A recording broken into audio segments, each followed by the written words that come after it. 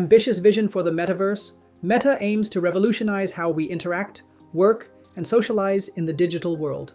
But with billions in investment and an uncertain future, the big question is, will Meta's bold project succeed or face failure?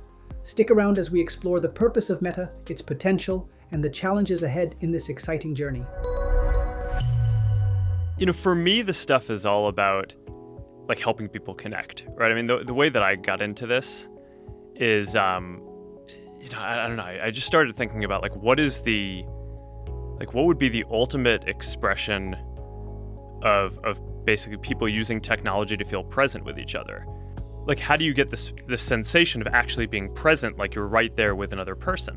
And that's, to me, what virtual and eventually augmented reality are all about. The vision is a normal pair of glasses that can do two really fundamental things. One is put holograms in the world to deliver this realistic sense of presence, like you are there with another person or in another place, or maybe you're physically with a person, but just like we did, you can pull up a virtual Pong game or whatever. You can work on things together. You can sit at a coffee shop, pull up your whole workstation of different monitors. You can be on a flight or in the backseat of a car and pull up a full screen movie theater and all these things. Great computing, full sense of presence, like you're there with people no matter where they are. Thing two is it's the ideal device for AI. And the reason for that is because glasses are sort of uniquely positioned for you to be able to let them see what you see and hear what you hear and give you very subtle feedback back to you where they can speak in your ear or they can have silent input that kind of shows up on the glasses that other people can't see and doesn't take you away from the world around you. And I think that is all going to be really profound. Most people have way fewer friends physically than they would like to have. I think people cherish the kind of human connection that they have. And the more we can do to make that feel more real and give you more reasons to connect, whether it's through something funny that shows up so you can message someone, or a pair of glasses that lets your sister show up as a hologram in your living room when she lives across the country and you wouldn't be able to see her otherwise. That's always kind of our main bread and butter and the thing that we're doing. And a multi-billion-dollar investment is expected to go into Scale AI. Alex Wang, the CEO of Scale AI, is expected to join this new superintelligence team that we reported about last night. I believe there are other Scale AI employees who will probably contribute to this team as well. So there's sort of a sharing of talent as well that I think is a part of this expected deal, which I imagine we may hear about sometime in the very near future. Back in April, when their Llama 4 model was released, quite frankly, disappointed people, right? Not only disappointed experts outside the company who were reviewing the model, but disappointed people internally. And we're told that Zuckerberg at that time really said, okay, I need to be heavily involved. I need to go out and recruit these people myself to get the absolute best talent. And that is what he has spent his last 2 months doing, literally hosting people at his homes in Palo Alto and Lake Tahoe to try and close these deals and sign these AI experts and scientists. I've been hearing for a while that Meta's offering salaries of $2 million plus to a lot of engineering talent, but Mark Zuckerberg is doing the phone calls, right? The question now is, what is the motivation? Meta versus the rest of the field when it comes to the pursuit of AGI. Yeah, everyone's going after AGI, and the way it was described to me by someone the other day is, look, it doesn't matter if you're the third person, the third company to get to AGI. It only matters if you're first, right? Not only is that going to be a feather in your cap for future recruiting, for kind of the symbolism of being the first company to get there, but it's also going to give you a massive head start as for your product. So if Meta is to get their first Meta AI's chatbot is going to be more widely adopted, their Ray-Ban glasses will be more widely adopted. So the idea of getting to AGI is a massive race because of all of these other implications. And that's one of the reasons that Zuckerberg, who is super, super competitive, by the way, that's why he's putting himself at the forefront of this effort at Meta right now. Meta wants to be the Android or Qualcomm of the humanoid industry, empower the underpinnings, the software, the hardware, the artificial intelligence, the sensor stack, the compute for the whole industry. So today they're starting up a new division run by the former CEO of GM's Cruise, Mark Whitten, and their plan is to try to own this market and eventually maybe even make a humanoid robot of their own. And how they can make money from this One day, obviously, is selling it to consumers, but sooner they can make money on becoming the platform, right, and licensing their technology, parts of it open source, to third-party partners, right? Meta believes that the hardware stacks are pretty well done right now by the third-party humanoid manufacturers, right? Where they see a step down is in the AI and the software, and they believe with Llama they can fill that gap. Here's what Meta revealed last week that should terrify every creative professional. By 2026, their advertising platform will be fully automated. Here's how it works. Upload your product images, set your budget and goals. AI generates all visuals, video, and copy. AI handles targeting, optimization, and placement. AI provides real-time personalization across Instagram and Facebook. Zuckerberg's exact words. Any business can tell us the result they want and the price they'll pay, and we do the rest. AI generates video, graphics, and copy better than 90% of humans. Traditional advertising agencies become historical artifacts. It's better. It's faster. It's cheaper. This isn't just about making ads easier to create. This is about replacing the entire creative workforce. The problem with metaverse is people assumed that they would be developed instantaneously. And even Facebook, Meta, trying to do it in an environment where they're a publicly traded company and have to show success on a quarterly basis was even too fast for a company as well-funded as Meta was. Meta pitched the metaverse as a place to both work and play.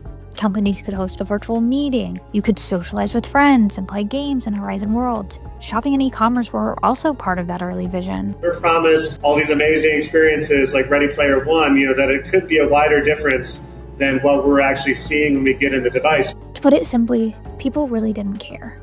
Video game players had their own metaverses already, and the metaverse hype cycle ended up being, well, a lot of hype.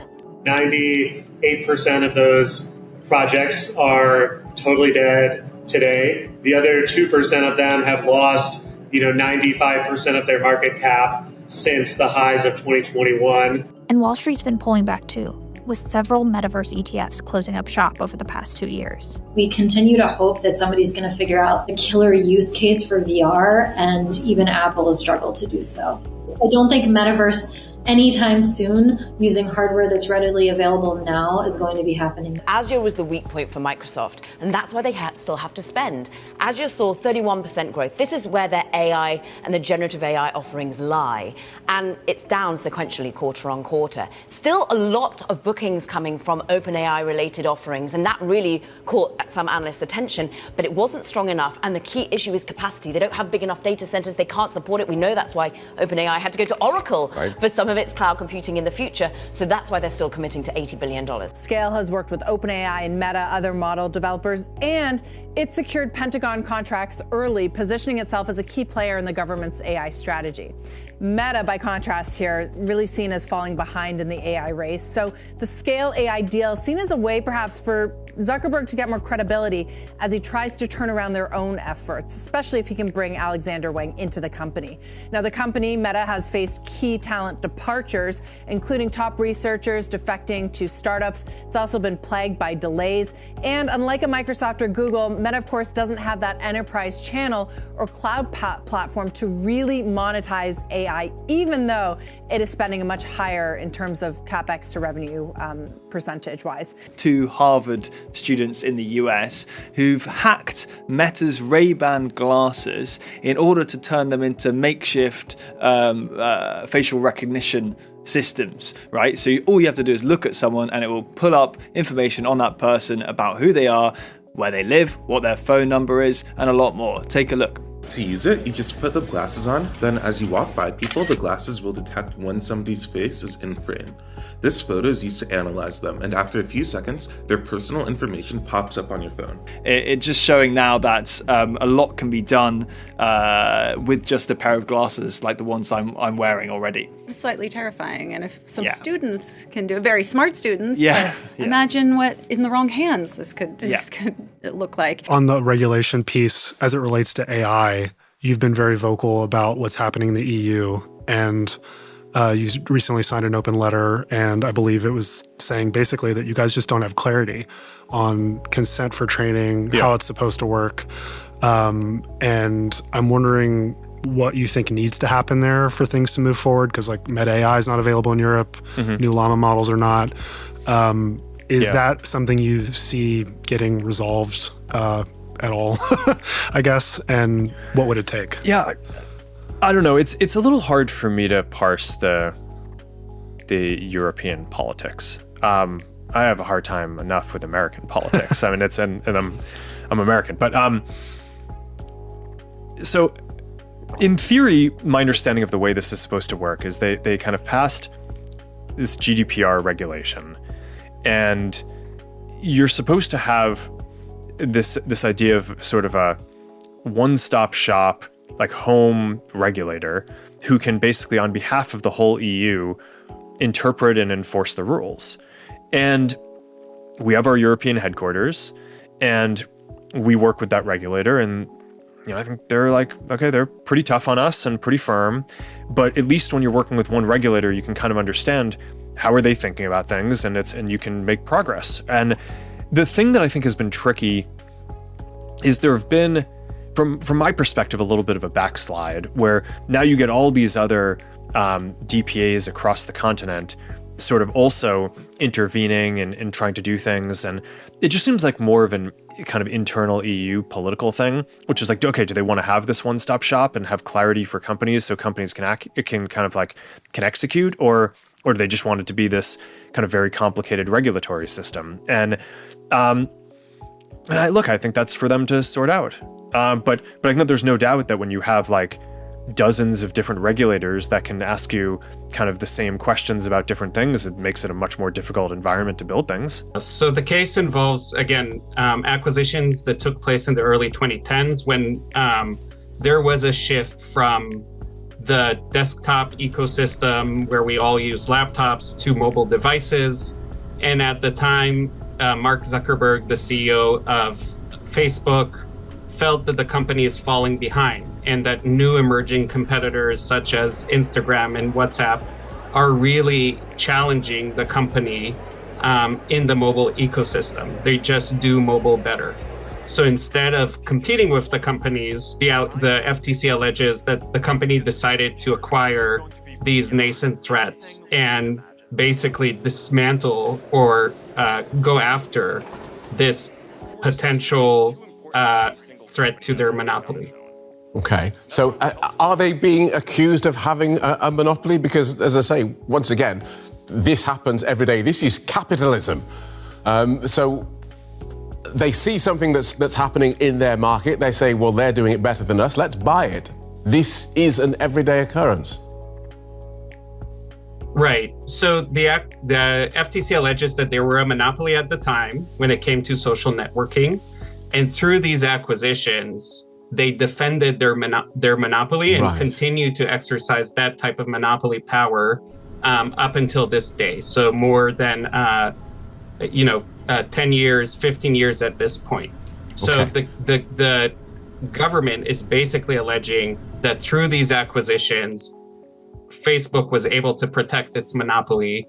And they also talk about the harms of the lack of competition in this space. For example, increased ad load on users, et cetera, et cetera.